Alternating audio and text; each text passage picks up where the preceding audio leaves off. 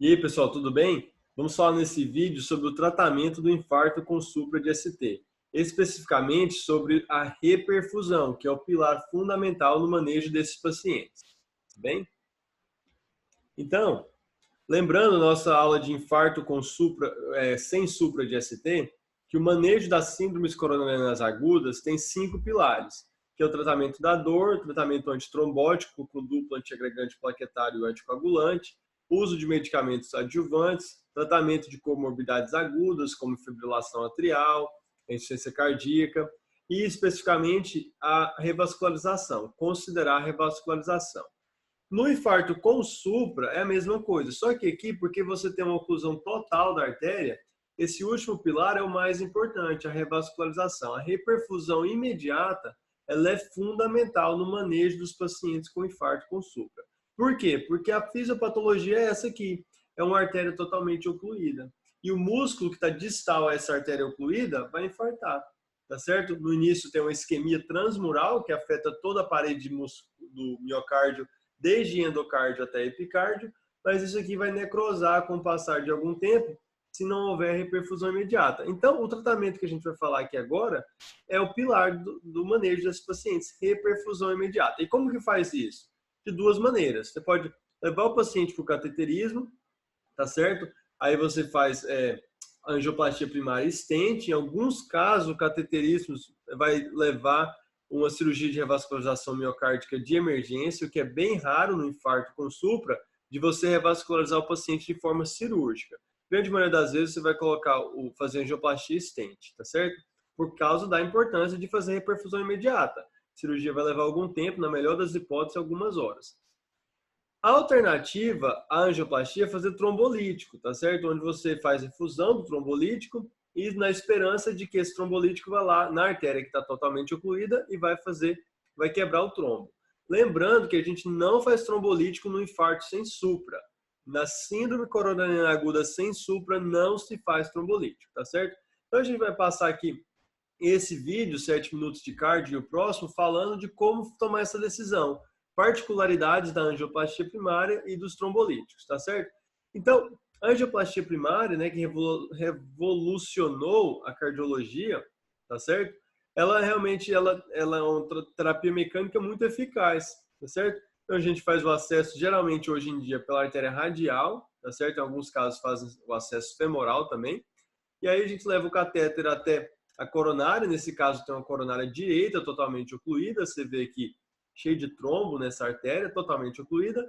E aí o hemodinamicista, então, passa um fio guia, um fio dentro da artéria, e através desse fio, então, passa o balão e depois um stent, tá certo? Então, abrindo, reperfundindo esse músculo, tá certo? E se for feito dentro de um tempo hábil, você então vai salvar o músculo e potencialmente a vida desse paciente, ou então evitar a insuficiência cardíaca, arritmias, complicações mecânicas, se você fazer a reperfusão imediata, reperfusão rápida. Por isso que é muito importante isso, tá bem?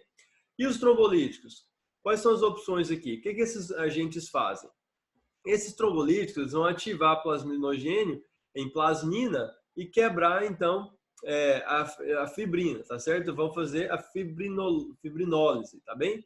Tem dois tipos grandes de agentes fibrinolíticos, que são os fibrinoespecíficos e os não fibrinoespecíficos. Esses aqui foram os iniciais, streptokinase foi um dos primeiros a ser estudado, tá certo? São muito bons, são eficazes, só que tem alguns problemas. A streptokinase, por exemplo, gera muita reação alérgica no paciente. E além disso, a grande vantagem dos agentes fibrinos específicos é que eles realmente agem na fibrina que está no trombo em si, tá certo? Eles não degradam tanto o fibrinogênio circulante, diminuindo um pouco o risco de sangramento, tá certo? Então, agentes não fibrinos específicos não são mais a escolha. Se você tem que usar trombolítico, hoje em dia o melhor, o mais indicado é tenecteplase. Mas a verdade é que isso aqui, o uso vai depender do que você tiver disponível no seu hospital, tá certo? Então a primeira pergunta é essa: qual dos duas estratégias é melhor? Trombolíticos, que é em azul aqui, angioplastia primária em azul, ou trombolíticos em amarelo?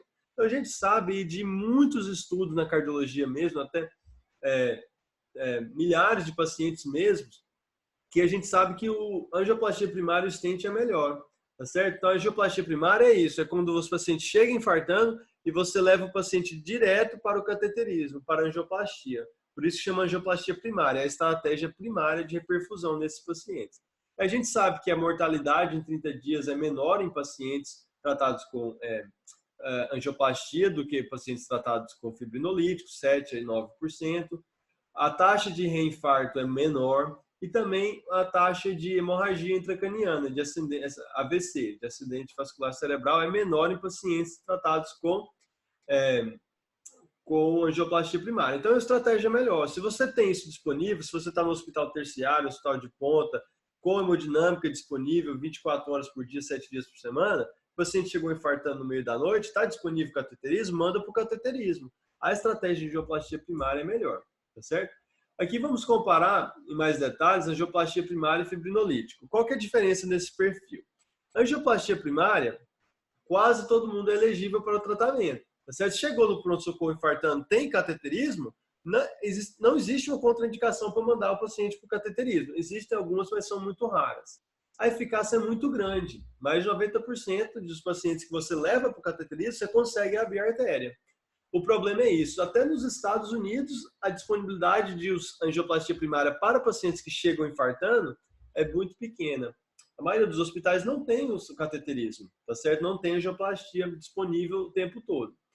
Então,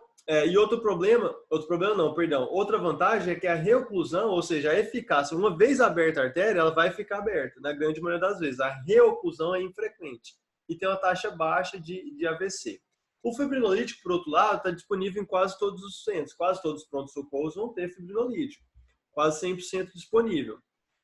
O problema é que muita gente vai ter contraindicação ao uso pelo risco de sangramento, e a gente vai falar agorinha. A eficácia é baixa, tem uma taxa de reclusão alta e tem uma taxa relativamente alta de AVC hemorrágico, tá bem? Então, a gente vai parar esse vídeo por aqui e no próximo vídeo a gente vai falar melhor sobre como escolher a reperfusão imediata entre angioplastia primária e trombolítico, tá certo? Agora que a gente já viu as características de um ou outro, tá bem? Então, eu espero vocês no próximo vídeo, compartilhe com seus colegas e esse fecha aqui os nossos 7 minutos de card. Valeu, pessoal!